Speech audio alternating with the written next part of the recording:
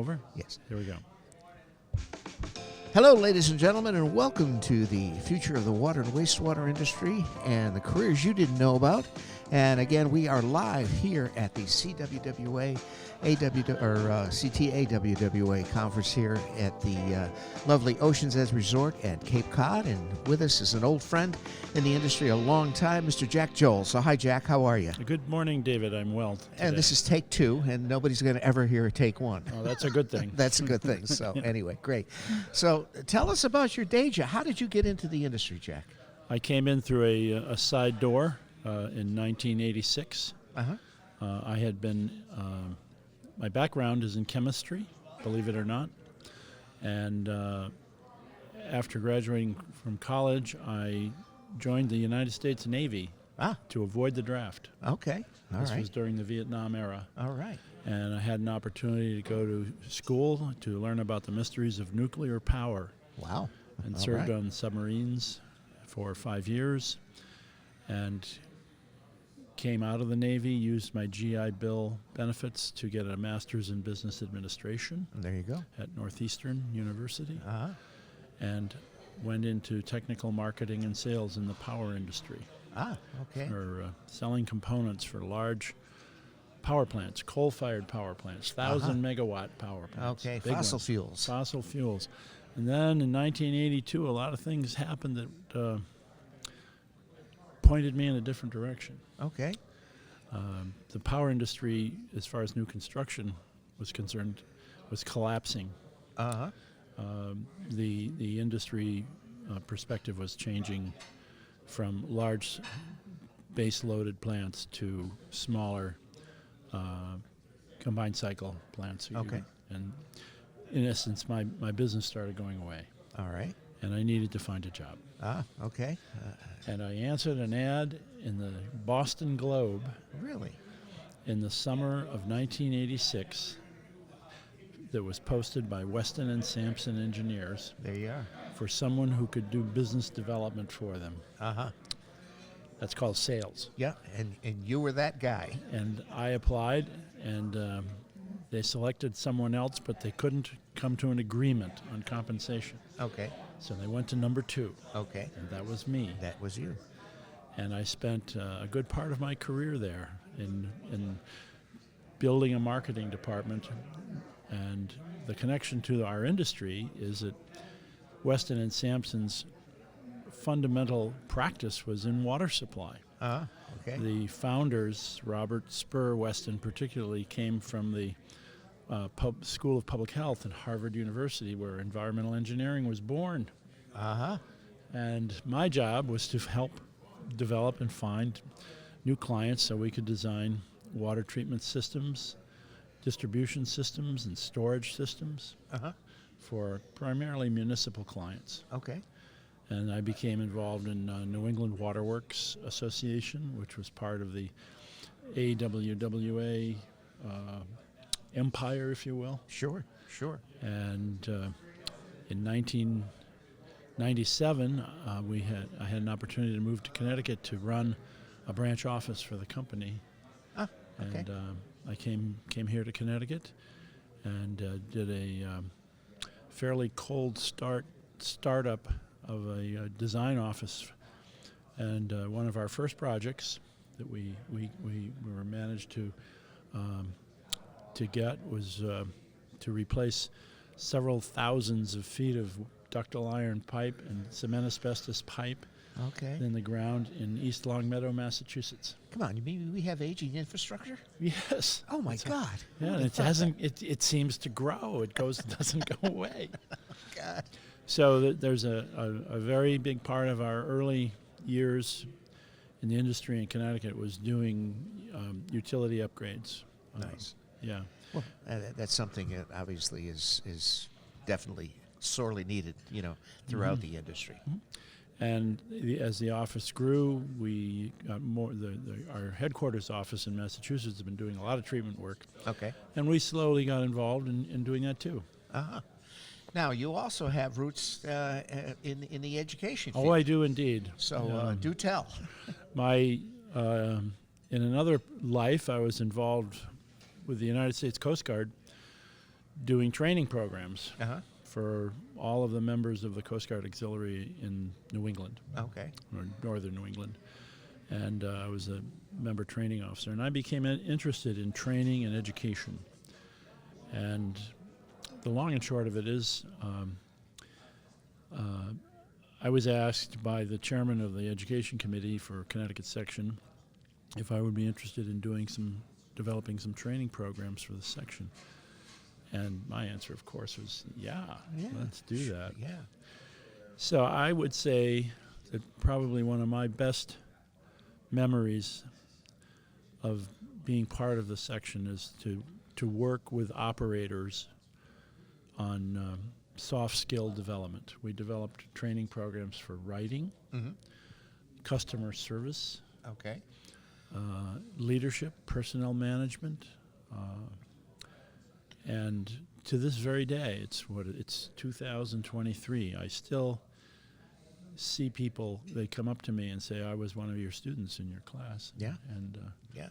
that gives me a very good feeling Well, to know that. the water industry umbrella, so to speak, is very large. Okay, and the whole premise of the podcast is to make students coming either out of high school or just endeavoring into their college careers of possibilities of things, because a lot of that I'm seeing kids getting out of high school and going to college, they don't know what they want to do yet.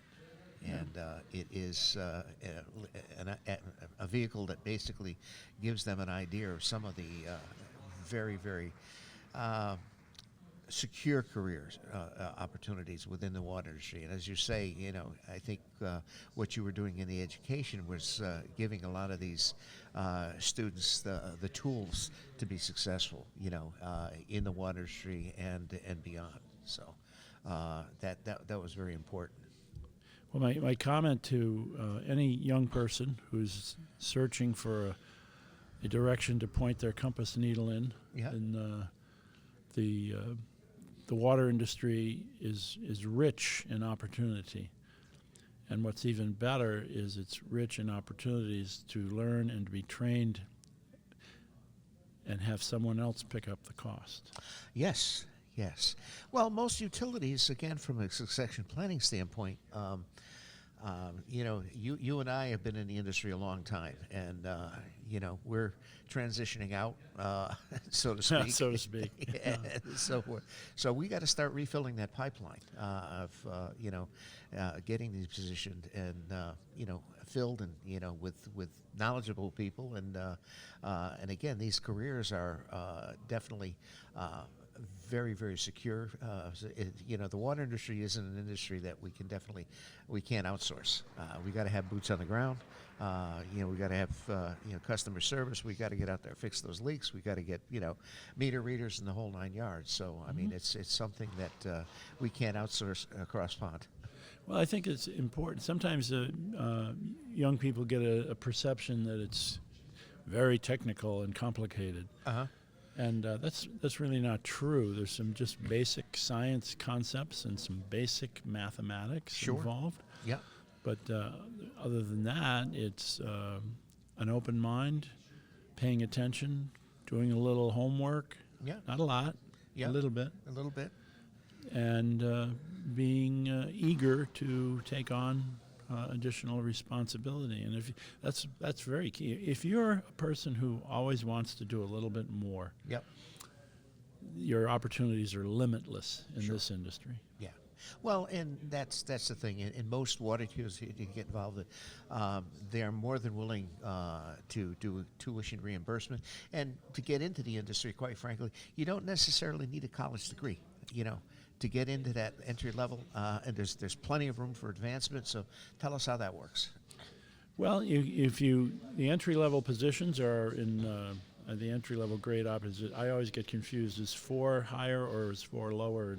4 is higher. 4 is higher. So you come in as an entry level operator with a grade 1 or 2 distribution or treatment license, and you put your time on board in. In other words, you get on the job experience, and then you can move up in licensure.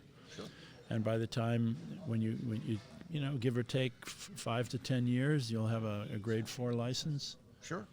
and then you can be in charge if that's what you want to do. And those jobs pay very well. Yep, there's plenty of overtime as far as that goes, and and again, getting in even without an operator's license, you can become a meter reader, you can become a construction person, you can, so there's other opportunities, and I could say there's always room to move up, there's always room to move over, so both water and wastewater. So have you done much in wastewater, John? Oh yes. Okay. Yep.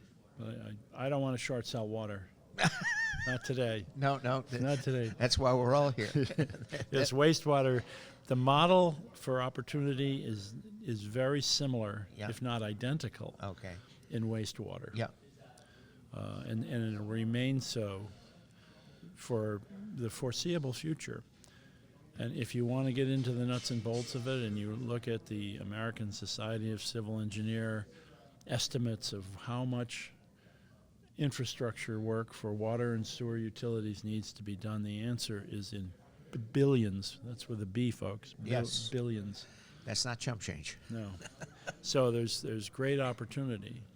And then on the other hand, if you want to go to a higher level, go to college and go to engineering school and learn how to design these systems. It's particularly interesting when you get into water and wastewater treatment process. Yep. There's a lot of chemistry, there's a lot of math and physics. If that's what gets you excited, boy, there's great things to be done. Sure.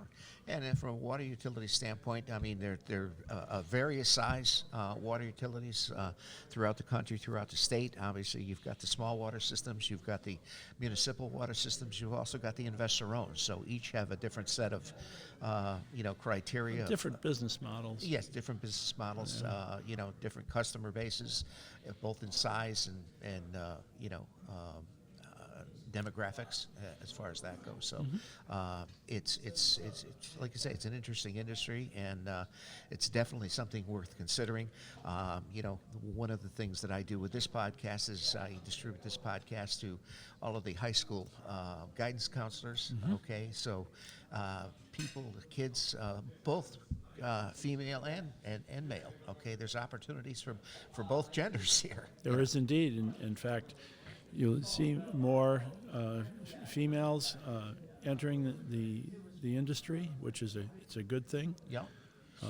It gives the industry balance, and even just as important is to attract minority employment candidates, Sure. which is something that the industry needs to work on. Well, diversity across the board is certainly a topic. These days, as far as that goes, and again, those walls are being kind of broken down, and we're becoming more diverse and educated, which is a good thing. Yeah, my comment to guidance counselors would be: give us some airtime when you're talking to your students about opportunities that they can pursue that are outside the college pathway. Sure, absolutely. So, anyway, on a personal note, John, Jack, what are you interested in as far as what are the hobbies? Oh, my hobbies. Well, I'm a ham radio operator. Ah, there we go. WA1 VFO. There you go. There's your handle. I've been a ham radio operator for almost 50 years. Nice. And talk to people all over the world. Yes. All over the world. Yes. Both in voice and this medium, and also in Morse code. Well, that's an art. Morse code is that a dying art, or? Oh no, it's not, and it would surprise you. It's very counterintuitive when the Federal Communications Commission relaxed the requirements to be able to send and receive Morse code to be a ham radio operator license. The community says, "Oh no, that's the end of code." So. Wrong. It was a stimulus, and you get. Here's a mantra for you. Sure. Real hams Real hams do code. No pun. Exactly. Real ham stew coat. Anyway, so I know you're kind of partially retired. What is the future like for you? Just keep doing what I'm doing. Right now I continue to work with my legacy employer, Weston and Sampson. I do a couple of days a week, and my job description has one line in it: do whatever you can to help the company. Any job necessary. Yeah, any job necessary. Even, get in the car and go deliver the proposal to the prospective client. Fantastic. Yeah, So, and then I really enjoy talking to our young staff members about experience. there you go. Well, Good- experience is yeah. there's always a need for experience. Well, experience comes from, or good judgment comes from experience. There you go. And experience comes from bad judgment. There you go. Exactly. Lessons learned. Lessons learned. Lessons So if you learned. can learn lessons from others, it's a very efficient way to get things done. There you go. Get her done. So anyway, Jack, thank you so much for coming on and sharing your views with our audience. And ladies and gentlemen, that concludes this episode of the future of the water and wastewater industry and the careers you didn't know about. And in the house is Mr. Jack Jolls, still kind of employed with Weston and Sampson Company, but has been a fixture within the industry for many, many years. Jack, thanks so much for being here. Thanks, David. All righty.